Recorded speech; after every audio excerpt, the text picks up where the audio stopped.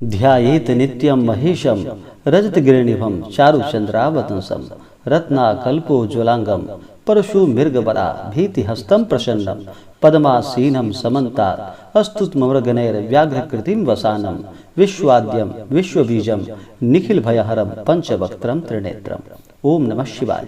हर हर महादेव। जय श्री राधे कृष्ण। आप सभी का हमारे YouTube चैनल पे बहुत बहुत स्वागत है। आइए आज सुनते हैं श्रावण मास में श्रावण शिवरात्रि व्रत की कथा। इसे सावन महाशिवरात्रि के नाम से भी जाना जाता है। जो भी जातक सच्ची श्रद्धा के साथ सावन के महीने में भगवान भोलेनाथ का पूजन करते हैं, उनके ऊपर जल अर्पित करते हैं, पंचामृत अर्पित करते हैं, उन्हें बिल्वपत्र आदि चढ़ाते हैं, षोडशोपचार या पंचोपचार पूजन विधि के द्वारा जो भी भक्त सच्ची श्रद्धा के साथ सावन के महीने में पूजन करते हैं, व्रत उपवास रहते हैं, भगवान शिव की कृपा से उन्हें सभी प्रकार के सुख और समृद्धि की प्राप्ति होती है। श्रावण मास का बड़ा ही विशेष महत्व माना गया है। श्रावण मास में भगवान शिव के भक्त के उत्साह का दिन होता है। इन दिनों भगवान महादेव के भक्त जन दूर दूर तक कांवर में जल भर करके श्रावण मास में भगवान शिव के ऊपर जल अर्पित करने जाते हैं। श्रावण मास में चतुर्दशी तिथि के दिन महाशिवरात्रि का व्रत किया जाता है। इसे सावन शिवरात्रि और महाशिवरात्रि के नाम से जाना जाता है। तो आइए सुनते हैं सावन शिवरात्रि की कथा। अगर आप ब्राह्मण दक्षिणा, अन्नदान, वस्त्रदान आदि के लिए देना चाहते हो तो आप अपनी श्रद्धा और सामर्थ्य के अनुसार हमें डिस्क्रिप्शन में जाकर के वहां से गूगल पे, फोन पे या अकाउंट नंबर के माध्यम से आप अपनी श्रद्धा और सामर्थ्य के अनुसार हमें ब्राह्मण दक्षिणा प्रदान कर सकते हैं। तो आइए सुनते हैं सावन शिवरात्रि की कथा।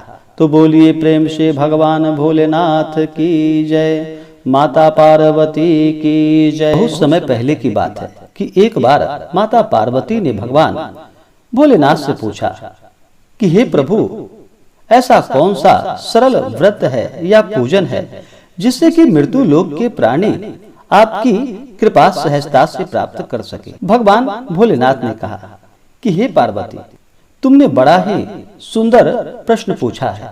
शिवरात्रि के व्रत का विधान भगवान शिव ने सुनाया कि जो भी भक्त मेरा सच्ची श्रद्धा के साथ श्रावण मास में, उसमें भी अगर शिवरात्रि के दिन मेरा पूजन करता है, व्रत उपवास करते हुए 4 प्रहर पूजन करता है, मैं उस पे अत्यंत प्रसन्न हो जाता हूँ। इस प्रकार भगवान ने अपने पूजन की सभी विधि उन्हें बताई।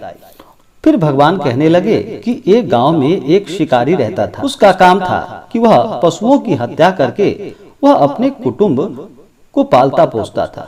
वह एक साहूकार का ऋणी था जिससे उसने कर्ज लिया था, लेकिन उसका ऋण समय पर न चुकाने के कारण साहूकार क्रोधवश उस शिकारी को ले जाता है और उसे शिव मठ में बंदी बना लेता है।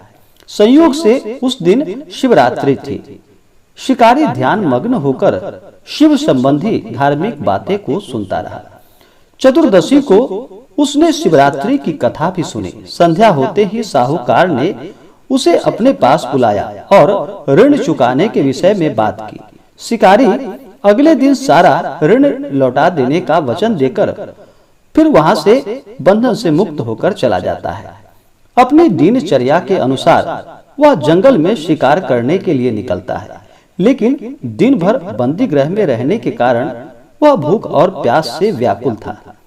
शिकार करने के लिए वह एक तालाब के किनारे बेल वृक्ष पर पड़ाव बनाने लगा। बेल वृक्ष के नीचे वहीं पर एक शिवलिंग था जो कि बिल्व पत्रों से ढका हुआ था।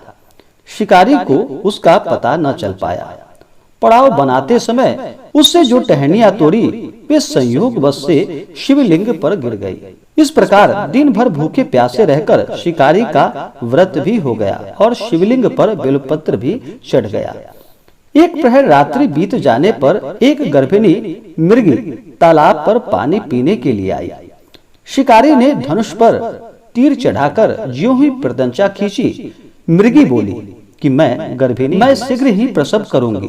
तुम एक साथ 2 जीवों की हत्या कैसे कर सकते हो, जो ठीक नहीं है।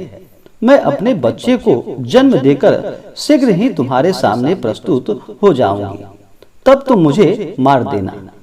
शिकारी ने प्रत्यंचा ढीली कर दी और मृगी झाड़ियों में लुप्त हो गई। कुछ ही देर के बाद एक और मिर्गी उधर से निकली। शिकारी की प्रसन्नता का ठिकाना न रहा। समीप आने पर उसने धनुष और बाण पर प्रत्यंचा चढ़ाया। तब उसे देखकर उस मिर्गी ने विनम्रता पूर्वक निवेदन किया कि हे पारधी, मैं थोड़ी देर पहले ही ऋतु से निवृत्त हुई हूँ, कामातुर विरहिणी हूँ, अपने प्रिय की खोज में भटक रही हूँ। मैं अपने पति से मिलकर शीघ्र ही तुम्हारे पास आ जाऊंगी। शिकारी ने उसे भी जाने दिया। 2 बार शिकार को खोकर उसका माथा टनक रहा था। वह चिंता में पड़ गया।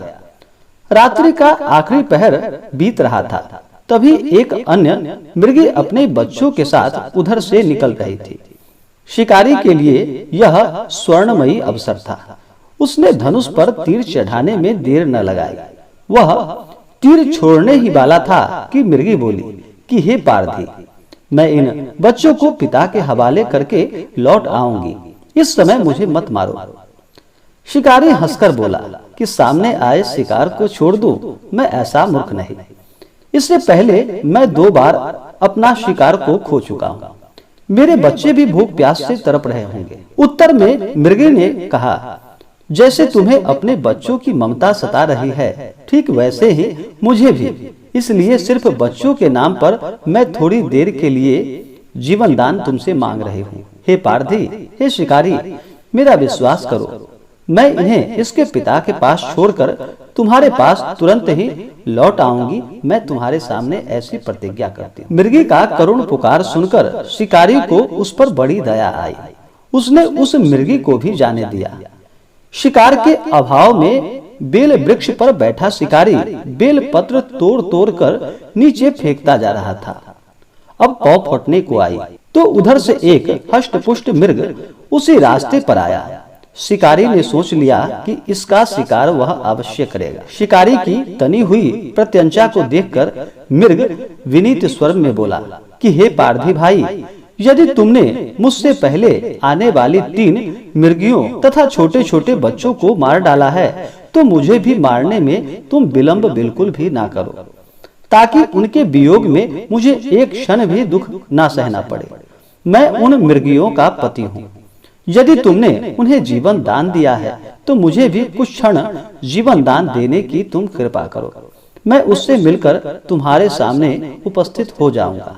मृग की बात को सुनकर शिकारी के सामने पूरी रात का घटना चक्र घूम गया। उसने सारी कथा मृग को सुना दी। तब मृग ने कहा कि मेरी तीनों पत्नियां जिस प्रकार प्रतिज्ञाबद्ध होकर गई हैं, मेरी मृत्यु से अपने धर्म का पालन नहीं कर पाएंगी। अतः जैसे तुमने उन्हें विश्वास पात्र मानकर छोड़ा है, वैसे ही मुझे भी जाने दो। मैं उन सब के साथ तुम्हारे सामने शीघ्र ही उपस्थित हो जाऊंगा। उपवास तथा रात्रि जागरण तथा शिवलिंग पर बिलपत्र चढ़ाने से शिकारी का हिंसक हृदय निर्मल सा हो गया। उसमें भगवद शक्ति का वास हो गया। धनुष तथा बाण उसके हाथ से सहज ही छूट गए। भगवान शिव की अनुकंपा से उसका हिंसक हृदय करुणा के भाव से भर गया। वह अपने अतीत के कर्मों को याद करके पश्चाताप की ज्वाला में जलने लगा। थोड़ी ही देर बाद मृग सपरिवार शिकारी के समक्ष उपस्थित हो गया, ताकि वह उनका शिकार कर सके। किंतु जंगली पशुओं की ऐसी सत्यता को देखकर और सात्विकता को देखकर, सामूहिक प्रेम भावना देखकर शिकारी को बड़ी गलानी हुई। उसके नेत्रों से आंसुओं की झड़ी बहने लगी। उस मृग परिवार को न मारकर शिकार में अपने कठोर हृदय को जीव हिंसा से हटाकर सदा के लिए कोमल एवं दयालु बना लिया। इस प्रकार से देवलोक के समस्त देव समाज भी इस घटना को भलीभांति देख रहे थे। घटना की परिणति होते ही देवी देवताओं ने पुष्प वर्षा की। तब शिकारी तथा मृग परिवार मोक्ष को प्राप्त हुआ। इस प्रकार भगवान भोलेनाथ की कृपा से उस शिकारी का मन परिवर्तन हो गया और उसे अंत समय में मोक्ष की प्राप्ति हुई। जो भी भक्त सच्ची श्रद्धा के साथ भगवान भोलेनाथ का पूजन करते हैं, व्रत करते हैं, कथा श्रवण करते हैं, भगवान भोलेनाथ की कृपा से उन्हें सभी प्रकार के सुख और समृद्धि की प्राप्ति होती है। भगवान भोलेनाथ देवों के देव महादेव थोड़े से जल से ही अपने भक्तों के ऊपर प्रसन्न हो जाते हैं और अपना कृपा बरसाते हैं। तो बोलिए प्रेम से भगवान भोलेनाथ की जय, माता पार्वती की जय। हिंदू पंचांग के अनुसार कृष्ण पक्ष की चतुर्दशी तिथि को मासिक शिवरात्रि का या मास शिवरात्रि के रूप में इस व्रत को किया जाता है। भगवान शिव के अनन्य भक्त प्रत्येक मासिक शिवरात्रि को व्रत रखते हैं। वह श्रद्धा पूर्वक शिवलिंग की पूजा अर्चना करते हैं। एक वर्ष में कुल मिलाकर 12 मासिक शिवरात्रि का व्रत होता है और श्रावण माह में आने वाली शिवरात्रि को सावन शिवरात्रि या श्रावण शिवरात्रि के नाम से जाना जाता है। वैसे तो श्रावण मास का पूरा महीना ही भगवान शिव को समर्पित है, वह उनकी पूजा अर्चना करने के लिए शुभ है। अतः श्रावण महीने में आने वाली शिवरात्रि को भी अत्यधिक शुभ माना जाता है और इसका पूजन करने से अनंत गुना पुण्य फलों की प्राप्ति होती है। तो आशा करता हूँ यह जानकारी आपको अच्छा लगा हो। ऐसे ही ज्ञानवर्धक जानकारियाँ प्राप्त करने के लिए हमारे इस चैनल पे अगर आप नए हैं तो चैनल को लाल बटन दबा करके सब्सक्राइब करें, साथ में बेल आइकन घंटी दबाएं ताकि मेरे वीडियो का नोटिफिकेशन आपको समय से मिलता रहे। वीडियो को लाइक करें, शेयर करें, सुखी रहें और स्वस्थ रहें। जय श्री राधे कृष्ण। धन्यवाद।